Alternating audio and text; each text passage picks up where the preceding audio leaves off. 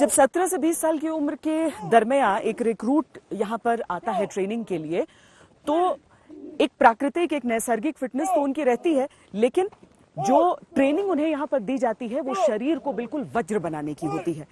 अब यहाँ के यानी लद्दाख स्काउट्स के रेजिमेंटल सेंटर के बारे में ये चीज समझिए कि और पूरी दुनिया में कोई ऐसी जगह नहीं है जो इतनी ऊंचाई पर रिक्रूट्स की ट्रेनिंग करती हो।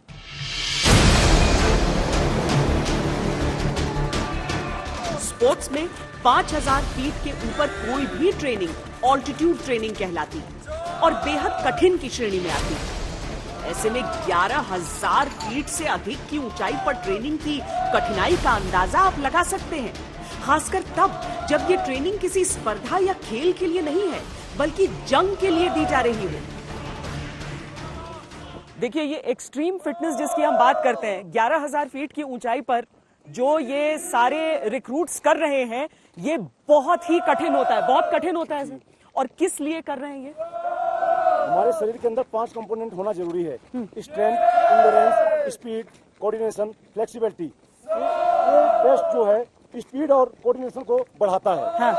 1 मिनट के अंदर कितना? 1 मिनट के अंदर एक्सीलेंट के लिए 17 करना होता है। हाँ। और गुड के लिए 16 करना होता है और सेट के लिए 15 करना होता है। उसके नीचे मंजूर नहीं है कुछ? इसके नीचे मंजूर नहीं, इसके नीचे फेल।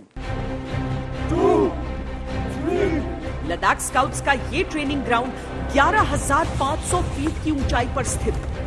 दुनिया में इस ऊंचाई पर प्रशिक्षण का कोई मैदान मौजूद नहीं। सरल भाषा में समझें तो समुद्र लेवल से जैसे जैसे हम ऊंचाई की ओर बढ़ते हैं तो हवा में ऑक्सीजन की मात्रा कम होती जाती है, लेकिन शारीरिक प्रशिक्षण के दौरान सांसें तेज चलती हैं। फेफड़ों को ऑक्सीजन की जरूरत होती है। पर्याप्त मात्रा में ऑक्सीजन न मिलने से मांसपेशियों पर तनाव बढ़ता है। ऊपर से लद्दाख में पेड़ पौधे लगभग न के बराबर हैं, यानी हवा में नमी नहीं रहती। मानव शरीर ऐसी प्रतिकूल परिस्थितियों में काम नहीं कर सकता, पर ये जो यहाँ प्रशिक्षण पा रहे हैं, ये मानव नहीं है, ये तो महामानव है। मैं प्लेन से बिलोंग करता हूँ, तो अगर मैं जब भी ऊपर आऊंगा तो मेरे को कम से कम भी यहाँ 10 से 12 दिन चाहिए एक्लिमेटाइज करने के लिए और यहाँ सेटल होने के लिए। बाकी जो हमारे लोकल नूनूस हैं, हम प्यार से नूनू बोलते हैं, नूनू मतलब छोटा भाई। अच्छा। हाँ, तो इनको जो हमारे लोकल लड़के हैं उनको ये सब चीज जुटनी पड़ती है। वो पहले दिन या दूसरे दिन भी उनको अगर आप 15 से 16,000 फीट पे भेज दोगे तो 2-3 दिन में वो बिल्कुल सेट हो जाते हैं और लड़ाई के लिए तैयार रहते हैं। बर्फ हो, रात हो, अंधेरा हो, तूफान चल रहा हो, यहाँ पे हम जब वेदर बहुत खराब होता है, हम उस टाइम ज्यादा ट्रेनिंग करते हैं, बिकॉज आगे चल के इनको उन्हीं टेम्परेचर में, उन्हीं वेदर कंडीशन में लड़ना पड़ेगा।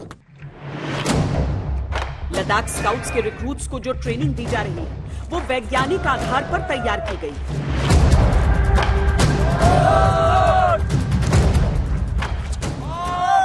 आप ये करके देख लीजिए, इतना मुश्किल होता है। देखिए, क्रिकेट में एक योयो टेस्ट होता है जो आपने सुना होगा, वो 20 मीटर पे कोन्स रखे जाते हैं, उसमें आपको करीब 8 सेकंड का समय मिलता है। अब उसकी तुलना कीजिए जिसमें 5 मीटर, यानी कि आप एकदम स्प्रिंट ऐसे कर रहे हैं। 11000 फीट की ऊंचाई पर आपके जो लंग्स की कैपेसिटी होती है, आपका जो स्टैमिना, आपका जो कोऑर्डिनेशन है, वो एक एक चीज यहां पर टेस्ट हो जा रही। कुल मिलाकर देखें तो लद्दाख स्काउट्स के प्रशिक्षण का लक्ष्य स्पष्ट है। ऐसे सैनिक तैयार करना जो विश्व के सबसे कठिन रण क्षेत्र में किसी भी दुश्मन से जल्द निपटने में सक्षम हो। इन सैनिकों में स्टैमिना यानी लंबे समय तक टिके रहने की क्षमता हो। ये सैनिक इन चट्टानों जितने ही सख्त हो।